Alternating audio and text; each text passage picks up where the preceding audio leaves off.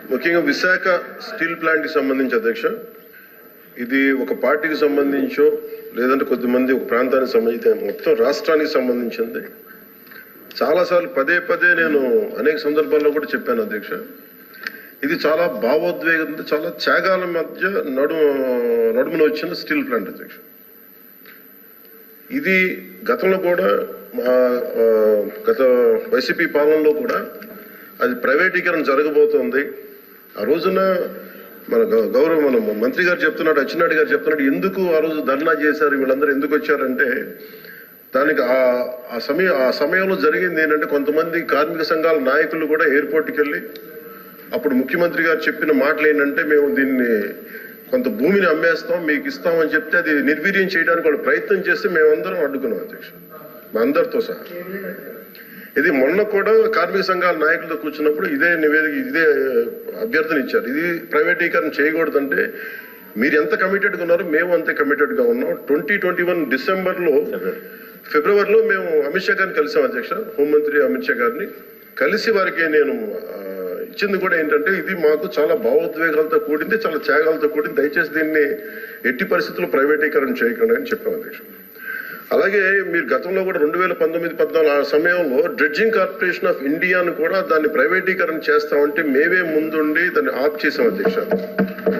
ఇది మేమేమనుకుంటే public sector units లాభసాటిగా ఉన్నాయి, లాభాల దిశగా నడుస్తున్నాయి, కొద్దిపాటి నష్టాల దిశగా నడుస్తున్నాయి, వాటిని ముందుకు తీసుకెళ్లాలి, ప్రభుత్వాలు PSUs నడవాలనేది మా ఆకాంక్ష మా అందరినీ. When it comes to Vizag steel plant, we are extremely committed not to privatize. ఇది మా అందరి కమిట్మెంట్ అధ్యక్ష. అలాగే దీనికి ఇందాక మంత్రి గారు చెప్తున్నట్టుగా దీన్ని రన్ చేసే ఇష్యూస్లో చాలా లోపాలు ఉన్నాయి అధ్యక్ష. దాన్ని స్కిల్ని ఎన్హాన్స్ చేసుకోవాలి, దాన్ని కొంత పెట్టుబడి కావాలి, దానికి కొంత క్యాప్టివ్ మైండ్స్ కావాలి, లాట్ ఆఫ్ ఛాలెంజెస్ ఉన్నాయి. ప్రతిసారి నేను కార్మిక సంఘాలతో కూడా ప్రత్యేకించి ఈ మధ్యన ఒక 4 రోజుల క్రితం కూడా మాట్లాడడం జరిగింది అధ్యక్ష. వాళ్ళు కూర్చోబెట్టి దానికి సంబంధించి మీరు ఒక సమగ్రమైన ఒక కార్యాచరణ ఇవ్వండి మాకు, మీరు వస్తే నేను కేంద్ర ప్రభుత్వం ప్రత్యేకించి నేను కూడా నాకు సంబంధించి నేను కూడా తీసుకెళ్తాను తెలియజేసిన అధ్యక్ష. So we are extremely committed not to private this. I hope you're all satisfied. అధ్యక్ష, ఇది చాలా సెంటిమెంట్తో కూడుకున్న అంశం అధ్యక్ష. విశాఖ స్టీల్ ప్లాంట్ ఇది అన్ని పార్టీల కమిట్మెంట్ రావాలి తప్ప ఇది ఏ ఒక్కరితోనో అవుతుంది అనుకుంటే మాత్రం పొరపాటు అధ్యక్ష.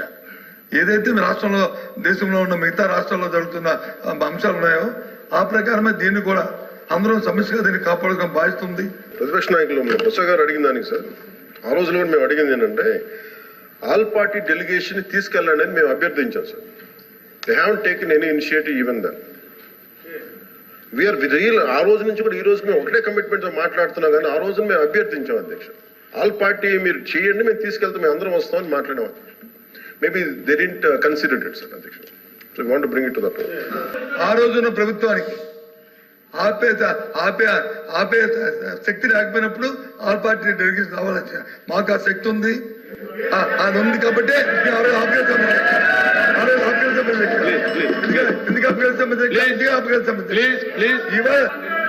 ఆ రోజు కనుక నిజంగా మనసు త్రికరణ శుద్ధిగా వారు కనుక ఆపండి ఉంటే అసలు ఈ రోజు ఈ ప్రశ్న ఉత్పన్నం అయ్యింది.